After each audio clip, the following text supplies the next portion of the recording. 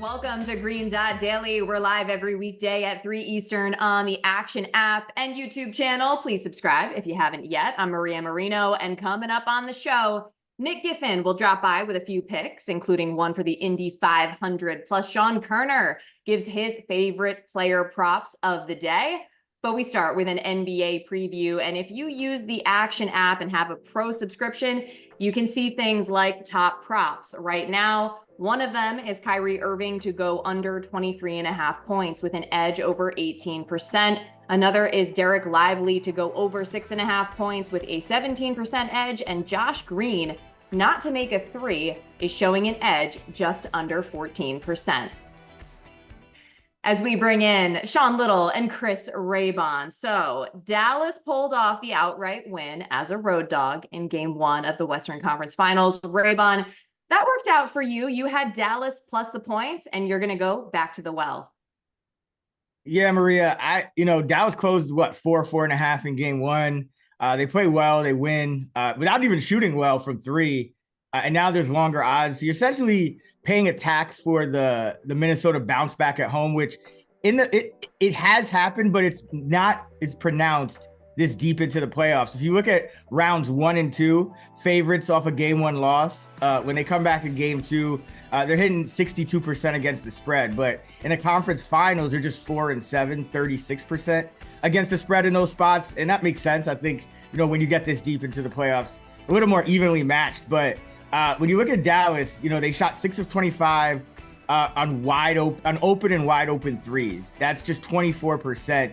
You're usually going to expect a team to shoot over 40% on those looks. And at the same time, Minnesota lost that game despite McDaniels going 6 of 9, Naz Reid going 3 of 6. So you're getting 15 shots, a 60% clip from three. You still lose with the other team bricking wide open shots. I don't think that's not a spot where I want to pay the tax for a Minnesota bounce back. I just think it's too many. It was too many points before game one.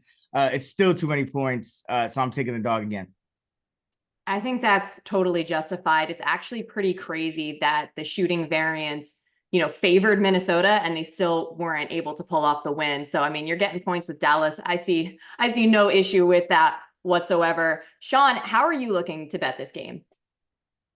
Yeah, I'm actually pretty correlated with my guy Raybon. I just like the game to go under 207.5, and I believe with that number being 5.5, you'd have to take the dog if you think it's going to be a low-scoring game overall. I think Minnesota just gets back to their roots and just really tries to make this a slugfest, drag it out, defense-first game. And when they do that, they have tons of success this playoff. As we know, in wins, Minnesota's only given up 86 points a game at home.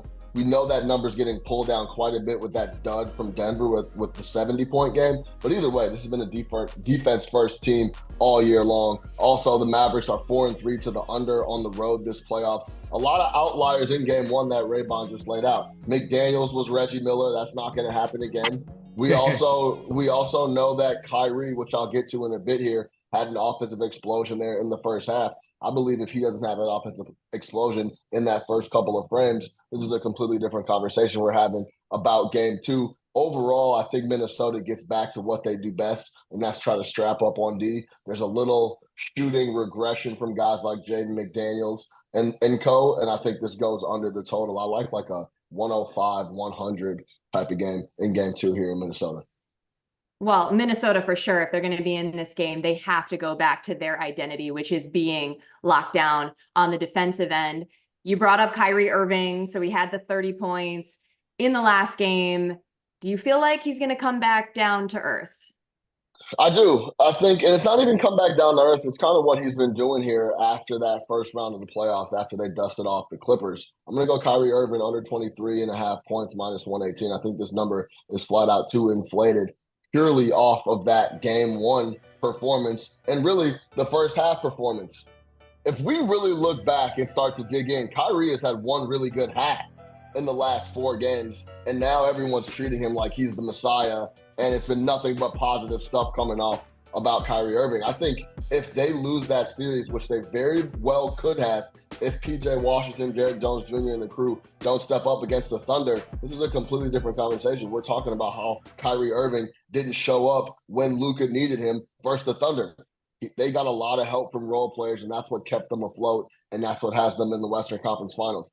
He scored 6 points in game one in that second half, and 4 of them were from the free throw line. 2 of them were at the end of the game on an inbound that Derrick Jones gave up to Kyrie and got fouled. So that to put him over that 30-point mark. I think this number is just flat out too inflated now coming off the positive game one. He didn't score 24 points in a single game versus the Thunder. I got to fade Kyrie here in game two, especially when I think Minnesota's going to come out and really try to strap up those 2 guys. I'll go under 23.5 points and live with the result. Throughout these playoffs, it's really been every game has really been like a tale of 2 halves for Kyrie. It just so happens that in the last game, it was the first half where he was setting the tone as opposed to Luka Doncic. Raymond, I do want to go to you here for a quick second. Any thought on Kyrie?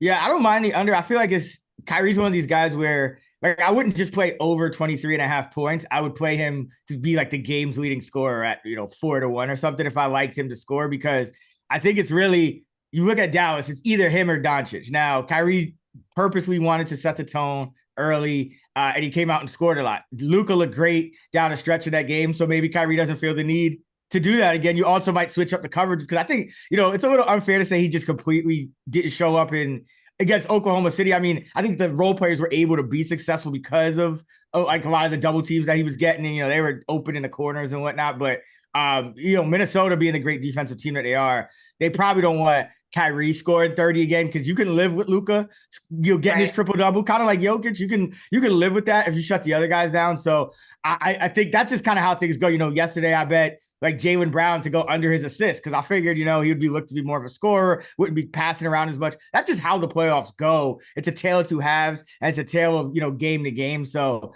I think under 23.5 is the right play. But if you like him, I think you just go for something a lot bigger than just over 23.5. I think you just go for him to lead the entire game in scoring. Yeah, really quick, when I talk about Kyrie not showing up in that series, I'm talking offensively purely, because that's the prop I'm playing, right? He wasn't putting the ball in the basket like a lot of people expected him to. 100%, I agree with Redmond. He's impacting the game and getting guys a lot better looks and, relieving the pressure off of Luka in certain situations. But purely offensively, he didn't shoot it very well from the floor. And I'm talking about putting the ball in the hole. I just think we're getting a little inflated here in game two, coming off a really good half. Yeah, totally fair. Well, look, Raymond, you mentioned Jaylen Brown. So let's talk about the Eastern Conference Finals now. In case you missed it last night, the Celtics ran away with a 126-110 victory. Brown went off for 40 points, tying his playoff career high and lifting his team to a 2-0 advantage in the series against the Pacers. This a day after he was not included on an all-NBA team, and he was asked about that following game 2. Was there any motivation for you after hearing that you didn't make an all-NBA team? No, I wouldn't say that. What would you say? I mean, we 2 games from the finals, so honestly, I don't got the time to give a fuck. Okay, so Sean, what do you make of what Brown is doing? And by the way, his teammate Jason Tatum made the All-NBA first team. Yeah, I mean, I agree. And if you really want to chat, there's of course throughout the back ends of group texts and messages, when we're talking about the Celtics, there's been plenty of conversation of, is Jaylen Brown better than Jason Tatum? I think there's a lot of things that Jaylen Brown could have said. He kept it pretty PG. He doesn't want to shake things up in the locker room, but he basically believes in his heart of heart that he's on the same level as Jason Tatum. That's what I believe a lot of this stuff is about. People were giving him flack for getting all that money and being the highest paid player in the NBA. He didn't understand that. He thinks he's one of the best players in the NBA. And then I look across the locker room and I put up almost the same numbers as the same guy that I play with. And he's first team All-NBA, and I'm a nobody, basically. That's kind of how he feels. That's what he was expressing. And I do agree with him. I think he should have been in All-NBA team for sure. Yeah. And to be fair, he didn't necessarily say that. He was just saying like, look, we're up in the series. That's what matters to me. And also, he should be super proud because he is the sole reason they are up in the series. He won them game 1 with his, late game heroics. And then in game 2, I mean, I think he saw what happened in game 1. He saw how quick the Pacers were playing, and he was like, okay, I can play just as fast as you. And that's exactly what he did in game 2, Raybon. And that being said, looking ahead to game 3, what are your expectations? Well, I mean, you've kind of talked about, you said, Boston ran away with game 2. Is it that they ran away, or did the Pacers just trip over that white flag that Rick Carlisle threw out with like 8 minutes to go? Because where was Pascal Siakam for the last 8 minutes of the game? Where was Miles Turner? I know Halliburton got hurt, but like they are acting like they needed to get their B squad some reps in the preseason for the last 8 minutes of a fourth quarter with, a 14, 13 point lead. That's, in today's NBA, you can come back from that. So I didn't get that at all. But they're going to be well rested for this first half in game 3. So, I'm going to go. This is one of, we talked the other day about like a lot of these first half trends. They can be, they can be kind of fleeting because you're talking about half the sample size. So there has to really be a reason behind it when you go with the first half play. I like the Pacers on the spread here because number one, they should be well rested. They're kind of just saving up all their marbles to go and come out strong in game 3, looking at that fourth quarter of game 2. And we know that historically game 3 teams that at home down 0-2 in the series, 70-39 against the spread, 64% in the first half over the last 2 decades. In the conference finals, 69% against the spread. And if you look at the first 2 games of the series, the Indiana was more competitive in both first halves than they were in both second halves. Remember that first half, they tied the game up with a Halliburton 3 in game 1. And then game 2, it was a 6-point game at the half, and the Pacers, they tripped on that white flag in the fourth quarter, and the Celtics, put them away. So obviously Tyrese Halliburton, losing him is a big loss. That's kind of priced in here. I mean, the Celtics right now, I've seen the number as high as 4.5 in terms of them being favored for the first half on the road. But I like this anything 3 or above for the Indiana Pacers. I think they come out strong and finally have a lead at the end of a first half in game 3. I mean, they better the way Rick Carlisle played that fourth quarter in game 2. I got to say, once again, I'm left scratching my head at one Rick Carlisle. But look, you mentioned Halliburton, obviously, whether he's playing or not, or, how healthy he is, that's going to change the whole complexion of the series. But regardless, Sean, one guy that is getting it done is Pascal Siakam. No question. They have no answer for Pascal Siakam, the Boston Celtics. So I'm going to go over 21.5 points at -115 in the market. Listen to the breakdown. Last 2 games, in the first 2 games of the Eastern Conference Finals, 7 of 10 in the paint, 70%. 5 of 8 on post-up, 63%. 5 of 7 from the elbow, that's 71%. And he's 2 for 4 from 3. He's been doing it all on offense. Without Porzingis on the floor, they have no answer for Pascal Siakam. And he, along with Nembhard, are one of the only guys on the team that can get their own look by themselves. If you look at the drop-off for Miles Turner, for example, when Tyrese Halliburton's off the floor, it's pretty stark. He doesn't get as many good looks from 3. He doesn't produce on offense like he typically does when Tyrese Halliburton sets him up. He needs a PG to set the table for him. Pascal Siakam does not, and he has been abusing Al Horford and the rest of the Boston Celtics on the block. To go back to what I said about the Halliburton thing, with Halliburton, Pascal Siakam, 21, 8 rebounds, 3 assists. Without Halliburton, 21, 8 rebounds, 6.5 assists. So he just ticks it up on the distribution side. Nothing falls off offensively when it talks about putting the ball in the hole. I don't see why this slows down. He just destroyed Boston in game 1 and game 2 on the road. Now we potentially have a spot where Tyrese Halliburton doesn't go, and they're in a desperation must-win spot at home. I don't know why Pascal Siakam doesn't score 25-plus points in game 3. Yeah, I'm totally with you. I think an aggressive Pascal Siakam is a beautiful thing, and the Pacers absolutely need to take advantage before Kristaps Porzingis comes back. Not that I'm necessarily expecting him later in the series, but while that he's not there, like, he needs to take advantage. Raybon, quick reaction. I like it. I mean, I actually had a small bet on Siakam to lead the game in scoring, so that's probably why I'm so salty that he was taken out early in game 2. I think Jaylen still wins that. I think Jaylen still wins that, though. He played amazing. But the one thing I'll say is, you didn't even mention he hasn't got to the free throw line yet. So going to Indiana, going home, he should get a better whistle. He's been scoring like this without even getting to the line. I think he should have been to the line a few times already in this series. So yeah, I think big game incoming for Siakam.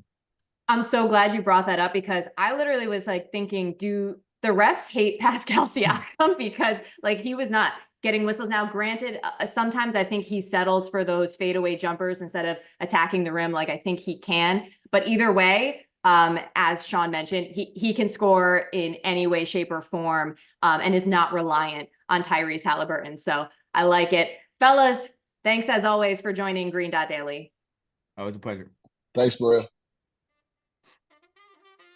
Over to the WNBA, some rookie stars are going head-to-head for the first time tonight. Caitlin Clark and the Indiana Fever visit Cameron Brink and the LA Sparks at 10 Eastern. Clark, of course, was drafted first overall last month, while Brink was the number 2 pick. This should be a fun one. And our director of predictive analytics, Sean Kerner, is with us now to break down this whole game from a betting perspective. And along the way, Sean, we're going to work together and build a little same game parlay. How do you feel about that? Feel great. Good. I love the confidence. Let's keep it coming. Okay. So Yeah. First of all, let's talk about the side here. Okay. So Fever laying 1.5. It's interesting. This is the first time that they are favored this season. They're 0-5 straight up, 3-2 ATS. So the last 3 straight games they have covered as dogs. Now the Sparks, 1-1-1 ATS. They did cover as 18-point dogs against Vegas. They only lost by 7. They were feisty. They're 1-3 straight up this season. They did manage to beat Washington by 2 in their last game. But what do you make of this line?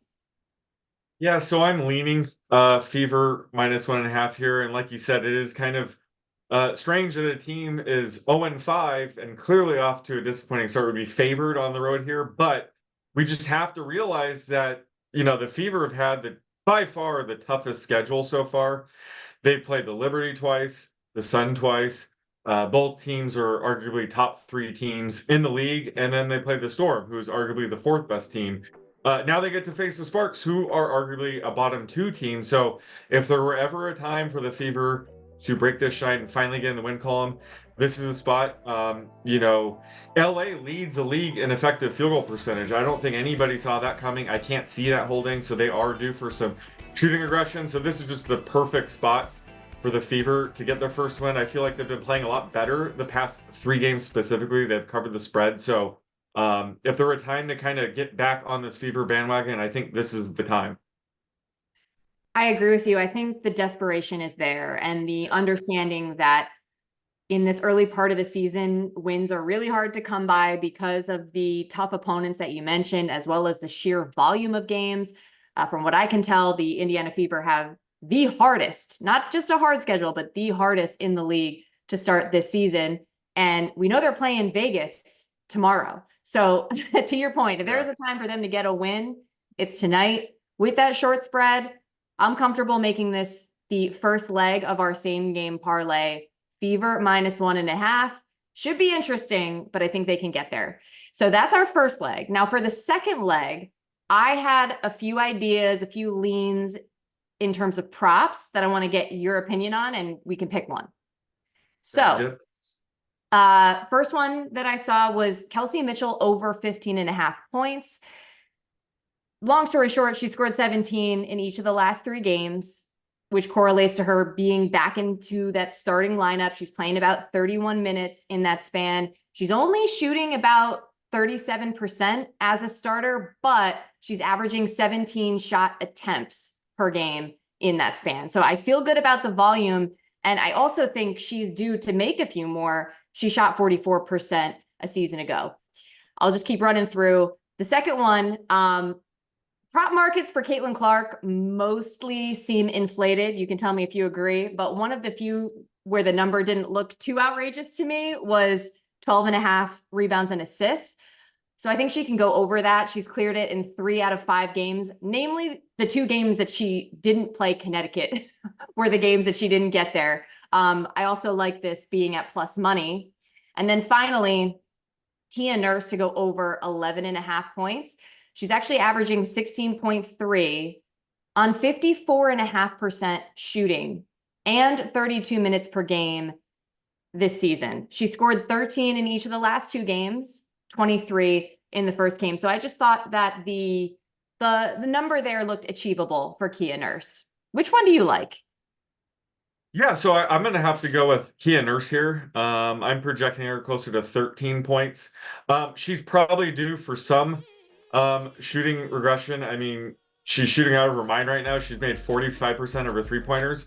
But the point is she's going to keep shooting it. So I think, she'll keep shooting threes. And she's due for some positive regression at the free throw line. She's only shooting 67% right now. She's lifetime 85% from the line. So I like her to go over here. I like the other 2 as well. I think Kelsey Mitchell is probably my second pick because she kind of got eased into the season. She started off with an ankle injury. She barely played through the first game. So she's been heating up. Like you said, she's due for some positive regression shooting wise. So I think her prop is definitely there's some value on the over. Caitlin Clark, I'm avoiding that one. Just this game's going to be very the pace is going to be super slow. Both these teams rank bottom 3 in terms of pace. So counting on counting stats like rebounds and assists might be a bit tricky here. So that's the one I'm probably staying away from.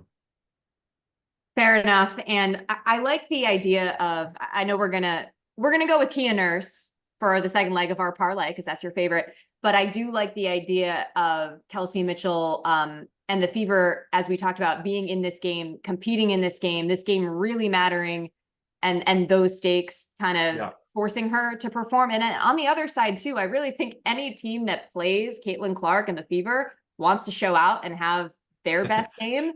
And I'm sure the Sparks would certainly love to keep preventing the Fever from getting that elusive first win. So that's 2 legs down. Now for the third leg of our parlay, we want to get your official prop for the day, Sean. Yeah, so my official prop is Aaliyah Boston of the Fever to go under 8.5 rebounds. She's really struggled over the first 5 games of the season, and she's actually yet to clear this number. A lot of times that might be a reason to go the other way here, but I still think right now is a good time to fade her because the Fever have been opting to give Temi Fagbenle a little bit more playing time at the expense of Boston. And I think she's been playing really well. So I think a team that's still looking for the first win, they're going to pull all the tricks in order to get the first win. They're not going to just try to give Boston 30 minutes a game just because she's one of the best players. I think they're really trying to get this first win.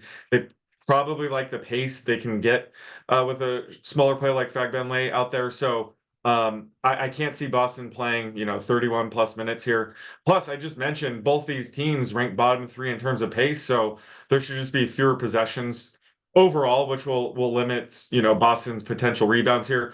Plus, the Sparks turn the ball over at the highest rate. So anytime the Sparks turn the ball over, there's not going to be a field goal attempt or free throw attempt. So that's also going to limit, Boston's potential rebounds here. So I'm actually projecting her a 4 rebound less, around 7.5 rebounds here, with about a 62% chance of staying under 8.5. I think she'll turn around eventually, but I just think right now this trend might stick for another couple games. Yeah, I think that's a good point just about the timing of it. We saw in the Fever's last game against the Storm, which was a winnable game. She was not out there on the floor to close the game. So that could be an indicator that, to your point, like Christy Sides might just need to do whatever she needs to do to get a win tonight. And Temi Fagbenle has been playing amazing. Yeah. So that would mean that Aaliyah Boston under on her rebounding prop would be our third leg of our same game parlay. Sean Kerner, thanks so much for your input. Thanks for having me. Oh, baseball. Hey, by the way, do you have any baseball picks for today? Yeah, I think I might have some actually. Might have a couple. Oh, really? Yeah. Well, tell me about them. So I have, so today is a most K prop slate. And of course, I did all the projections for this. I have my article up on actionnetwork.com. You can see all the values I have today, but the best value is Seth Lugo to have the most strikeouts. He's 13-1. He's facing the Rays today. This isn't quite as egregious as Paul Skeens last week at 17-1. But Lugo's been way too good to have this high at 13-1. He's had 8 or more strikeouts in 4 of the last 5 games. And 10 plus Ks in each of the last 2 games. So I don't think he's going to be able to keep up that pace, but he has shown that he has a high enough ceiling to take down this market, especially just how good his curveball, slider, slurve mix has been with 2 strikes this year. It's just almost impossible for hitters to really know what's coming. So that's given him a leg up in terms of strikeouts this year. Plus, the Rays are a plus matchup for him. So I'm projecting him closer to 10-1 in this market. And again, there's a handful of pitchers I'm showing value on. So if you want to sprinkle on some of the other guys that I'm showing value on, you can go for it. But I think Lugo is probably my favorite play of the day at 13-1. Very nice. And you have one more for us as well, yeah? Yes. Yeah, I got a strikeout prop. And it's George Kirby of the Mariners to go under 5.5 strikeouts against the Nationals. This has been his median this year. He's cleared this number in 5 of 10 starts. But this is a tougher matchup against the Nationals. He's also been pitching to contact a bit more recently, as it seems like it's by design, because he's throwing a sinker at a much higher rate over the last 4 games. In fact, last game, it was his most used pitch at 37%. And he uses that to get ahead in the count and to actually initiate weak contact. So it seems like he is trying to pitch for contact a little bit more lately. And I could see him continuing that trend against the Nationals, who don't really whiff at a high rate. So it seems like a perfect spot for him to mix in that sinker a little bit more. Plus, his strikeout rate takes a big hit on the road, nearly 6% lower throughout his career. And you see this with most Mariners pitchers, because for whatever reason, T-Mobile Park is one of the best pitchers parks when it comes to racking up strikeouts. So there's that factor going against him here. And I'm projecting him closer to a 67% or fair odds closer to -200 on under 5.5. So I love the value we're getting here at -120. Wow, look at that. Not only do we get to build a WNBA same game parlay, but you had 2 baseball picks for us. Such a treat. Sean Kerner, Yep. Thank you again for joining us. Yep. Thanks for having me. And by the way, you can find new episodes of our podcast running hot every Thursday. But this week we have 2 episodes out, not only for the Indianapolis 500, but also for the NASCAR Coca-Cola 600. So be sure to give each of those a listen. And with that, we bring in our predictive analyst, Nick Giffen, who hosts the Running Hot podcast. So let's start with IndyCar here. I know it's a jam-packed weekend, but give us those picks to start. Yeah, Indy 500, the biggest race in the world. Over 300,000 people will be there in person. It's literally the biggest race in the world. So I'm super excited for this one. We have the podcast. We had Running Hot. We put some articles out. There'll be another article this weekend. So we got the full coverage of Indy 500. But let's give 3 picks here. My first one, and this is my favorite bet of all of them. And this is over at FanDuel, and keep this in your bet slip because this is going to anchor our parlay as well, our Motorsports triple header parlay. But Colton Herta for a top 3 finish, you can get that at +450. All week, all last week, Colton Herta's looked like he's had one of the best cars. And today, just a little bit ago, they finished their final practice session called Carb Day.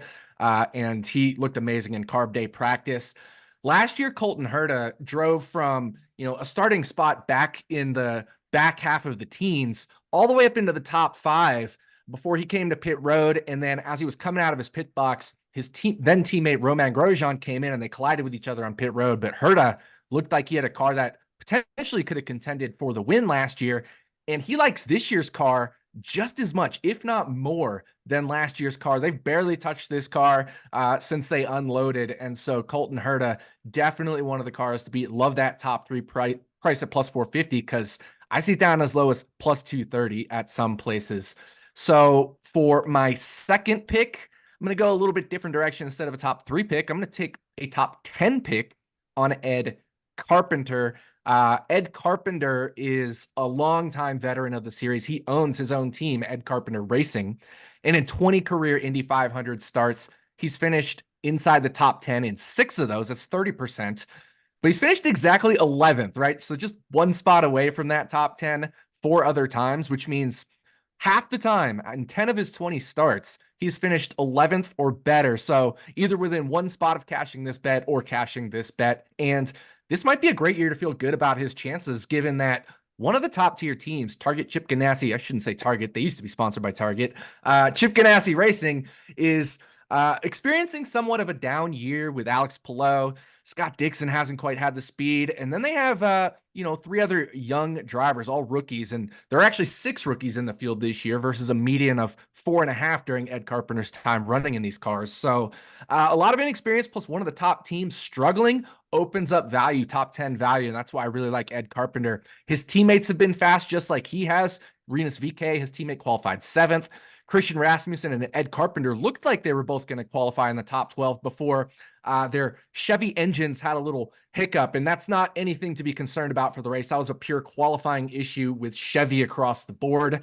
But that just goes to show they would have had the speed to run inside the top 12 in qualifying without that little issue. Ed was running 7th last year for pitting under a late caution, which ended up being the wrong strategy, but certainly had a chance to finish inside the top 10. I like this a lot. I play it down to around plus 250. And final pick here, we're going to go Will Power over Pato O'Ward in this head-to-head matchup. So Will Power to finish better. This just comes down to Power has the better car. All month he has had the better car, and Pato O'Ward hasn't quite loved this car. In fact, O'Ward in an interview on Monday said there was an unknown issue plaguing this car, and they're, quote, in handicap mode, and, quote, we're slow. So that's not good. And, Pato is also known for potentially being a little over aggressive. He crashed out of the Indy 500 last year. He's had multiple incidences this year, even around his own teammates. He's crashed his teammates twice this year, which is not ideal, not what you want to do. So he also had a scary moment in this final practice earlier today. We got loose and kind of had to catch the car. So definitely like Will Power as one of the race favorites at plus 100 over Pato O'Ward. Wow. Okay. Picks, and more picks. Yeah. You came prepared today. Those are the Indy 500 picks. How about the NASCAR Coca-Cola 600? What do you like there? Yeah, so I'm going to go to a driver I've already talked about a lot this week, and that is Chase Briscoe. I took his top 10 earlier in the week at 5-1, but I'm going to ladder this. We do little ladders on these basketball plays, but I'm going to ladder him to a top 5 finish at 12-1 for a quarter unit. If you only have 10-1 available, that's totally fine because I have mega value on this bet. Like I said, I wrote up his top 10, but his top 5 odds didn't adjust according with his top 10 odds, kind of getting bet down. Chase Briscoe in the 2022 Coca-Cola 600, so the first year of this new car, and they're still running this car in 2024, was battling for the race win of this very race before crashing, while battling on a final restart. And then he still ended up finishing 4th because they had another restart and he was able to pass some cars and came back and finished 4th. He also finished 5th at Texas that year in 2022, which is important because Texas is probably the most similar track to Charlotte. Definitely has the most chaos like Charlotte does. And he finished 6th earlier this year at Texas, just one spot off that top 5 finish. So, this is just a situation where Chase Briscoe just undervalued in his 5 races at Texas and Charlotte combined. He has 4 top 10 finishes, and only non-top 10 was when he kind of had a lemon of a car, which he doesn't have now. So we can kind of throw that one out. So I definitely have massive value on this. I'd bet this down to like 8-1, maybe even a touch shorter because my model has value all the way down to 7, but I always like to leave a little bit of wiggle room. Okay. And I am told you also have a parlay for this weekend. I mean, let's hear it. Yeah, so we got the 3-leg parlay for the Motorsports triple header. We're going to start with Formula One in Monaco. And full disclosure, I'm not an F1 expert, so this is for funsies, but I did reach out to a Formula One expert, and that is my friend Jim Sonis of FanDuel Research. And I was on his Covering the Spread podcast earlier this week. And I was talking to him, I was thinking maybe Max Verstappen for a podium. He said, well, he has actually better value on Lando Norris, for a podium finish. Lando Norris is in that McLaren car, and Formula One can be a bit of a what have you done for me lately? And they got some upgrades 2 races ago. And in those 2 races, Norris has finished first, which is almost impossible to do because Max Verstappen seems like he wins every race. And then he finished second. So Lando Norris, 4 podium finishes in his last 5 races, and especially with the upgrades, you got to think these minus 130 odds are just a bit too short here. So my F1 leg, I'm going to take Lando Norris podium finish minus 130. We're going to keep that Colton Herta top 3 finish plus 450 there. And we're going to round it out for NASCAR with Coca-Cola 600. Zane Smith top 10 finish. I tracked this in the Action Network app earlier this week. It hasn't moved. So let's go back to Zane Smith top 10 finish. Zane Smith should have had a top 10 at Texas before getting a little screwed on a late caution, for lack of a better term there, which trapped him a lap down. He had a car that was capable of a top 10 finish at Kansas, but unfortunately clipped the wall early on in the race. And he finished 10th in this race last year with an even smaller team, or about the same size team, I should say, Front Row Motorsports. So his best career Cup Series finish has come here at Charlotte at a race that could be chaotic. So that parlay in total is 164.5 or so to 1. So let's hope that hits. Woo, yes, let's hope. Oh my goodness. Nick Giffen, thank you so much for letting us in on all the insight behind multiple picks. So much fun to be had this weekend, including this parlay for funsie, as you said. So thanks again. Anytime. Remember, any picks we give out here on the show, like the ones you just heard from Nick, you can easily reference by following Green Dot Daily in the Action app. Follow all of our analysts there, and we keep track of your picks so you don't have to. That's going to do it for Green Dot Daily. I'm Maria Marino. Thank you for hanging with me. And remember, the show is back Tuesday at 3 Eastern on the Action app and YouTube channel. Have a great holiday weekend.